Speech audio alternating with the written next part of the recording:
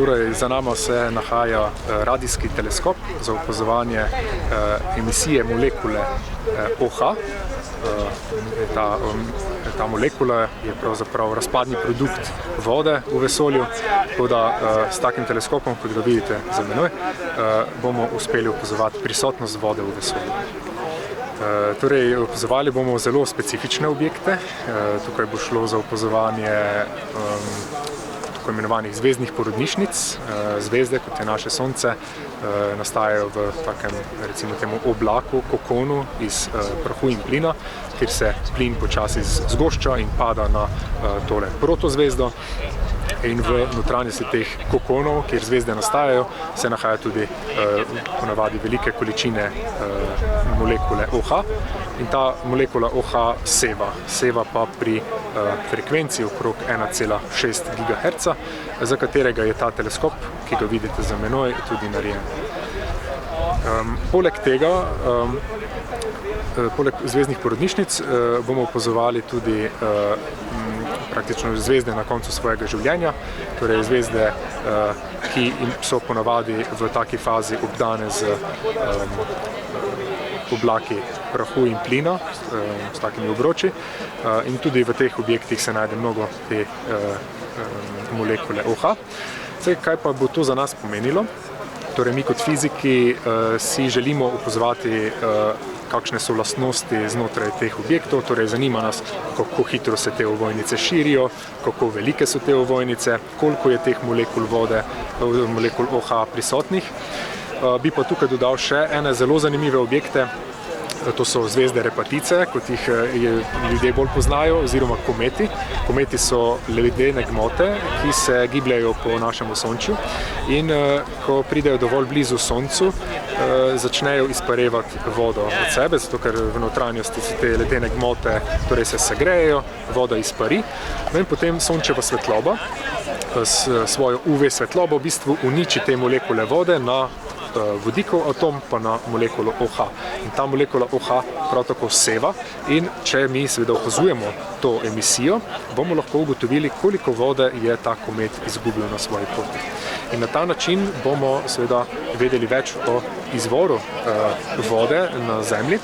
Zakaj? Ker so kometi naj bi, ko je Zemlja okrog 4,5 milijarde let nazaj nastajala, in nekako voda, pravijo, da je voda prišla na Zemljo ravno preko teh kometov. Tako da s poznavanjem kometov bomo mogoče dobili tudi večji vpogled v to, kako se je voda na Zemlji znašla. Tukaj je zelo pomembno, da seveda ločimo med tem, ker nahajamo se v bistvu blizu Italije, ki jo ljudje poznajo po svoji svetlobni onesnaženosti, tako da tukaj kakšnih večjih observatorijev ni. Moramo pa vedeti, da ta teleskop opazuje v radijski svetlobi in radijski teleskop je ponavadi postavljen ne na vrh gore, ampak nekako ali v kotlino ali pa nekako v planoto. In tukaj se nahajamo na kraški planoti, ki je obdana z gozdom. Gozd je seveda zelo primeren, saj služi v bistvu kot neke vrste absorber, da nas nekako ščiti pred tem, kar se na Zemlji pojavlja od raznoraznih signalov, ki bi lahko motili naše opazovanje. Kras pa smo izbrali po drugi strani tudi zato, ker je direktor našega zavoda za radijsko astronomijo, torej Zavod ZARAS, to je Andrej Brešan, je domačin iz občine Miren Kostanjevica, specifično iz Mirna, in odločili smo se, da objekt postavimo nekje, da bo blizu vsaj enemu od članov. Mi smo 3 člani zavoda, jaz prihajam z Prekmurja, potem kolega Vid prihaja z Gorenjske, Andrej pa prihaja tukaj z Primorske. Tako da odločili smo se, da je ta lokacija primerna, ker je vsaj enemu blizu. Po drugi strani pa smo, tukaj bi tudi izpostavil občino Miren Kostanjevica, brez katerih ta projekt ne bi tako zaživel, zato ker oni so videli potencial v našem projektu in so nas tudi pri tem močno podprli.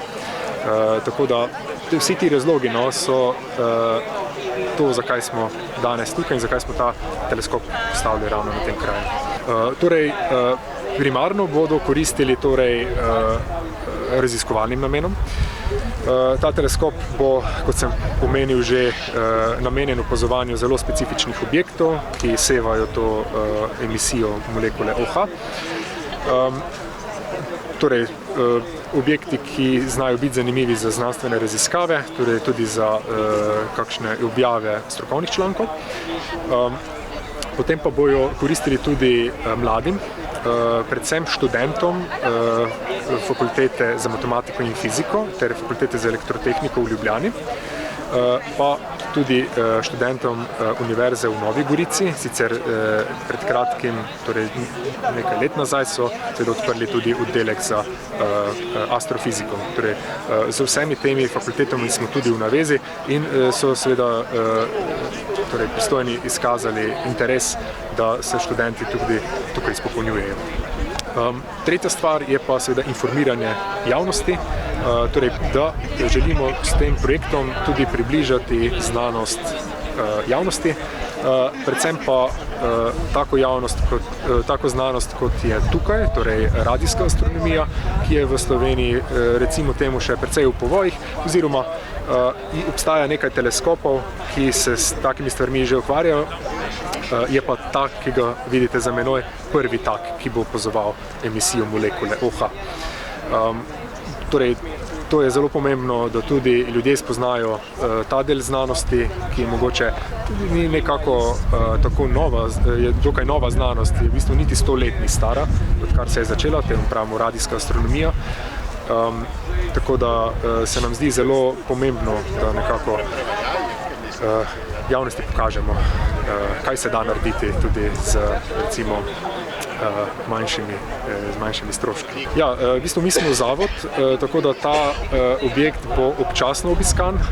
Naš dolgoročni cilj pa je, da naredimo opazovanja tudi, omogočimo opazovanje nadaljavo. Nadaljavo to pomeni, da bodo tudi recimo študenti, ki bodo opazovali, ali pa kdorkoli, ki bo seveda želel opazovati s tem teleskopom, lahko preko daljnega dostopa torej nastavil svoje ustrezne parametre, kaj bi rad opazoval, kako dolgo bi rad opazoval, in bo lahko delal nadaljavo. Mi bomo pa tukaj seveda, kadar bo le mogoče, urejali okolico, kajti veliko je še za postoriti.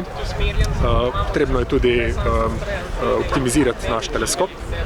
Na tej fazi je v bistvu teleskop postavljen, sprejemna linija deluje tudi pomikanje teleskopa. Moramo pa urediti še, da bo krmiljenje ustrezno, da se bo teleskop ustrezno premikal.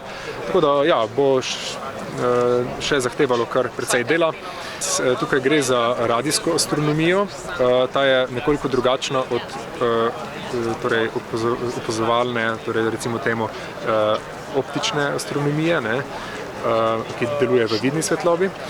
Namreč radijska astronomija pravzaprav potrebuje anteno. Antena je v bistvu ta razlika med teleskopom v vidni svetlobi, ki potrebuje tipično eno lečo ali pa zrcalo, medtem ko radijski teleskop potrebuje anteno in pa neko odbojno kovinsko površino, kot je krožnik za menoj.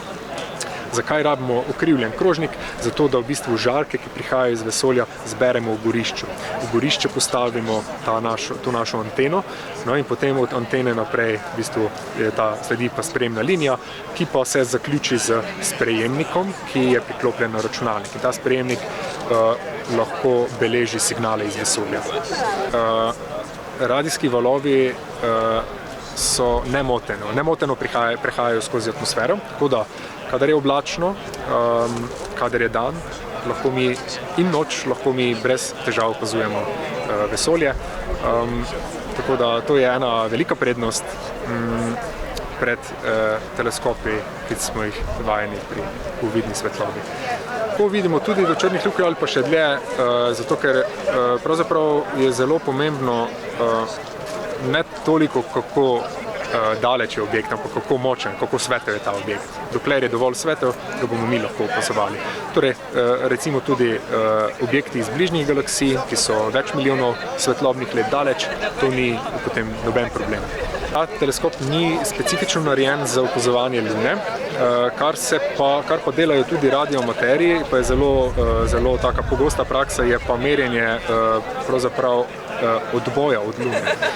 To se da narediti pri določenih frekvencah, kjer v bistvu z oddajno anteno pošljemo signal, ki se odbije od Lune in ga potem sprejmemo. In sama zakasnitev časa nam lahko tudi pove, kako daleč je Luna. Ker vseeno svetloba potrebuje skoraj dobro sekundo, da pride do Lune, pa dobro sekundo, da pride nazaj od Lune. Tako da, to so specifični teleskopi, radijski teleskopi, ki se s tem ukvarjajo, vendar to je izven našega interesa v tem trenutku.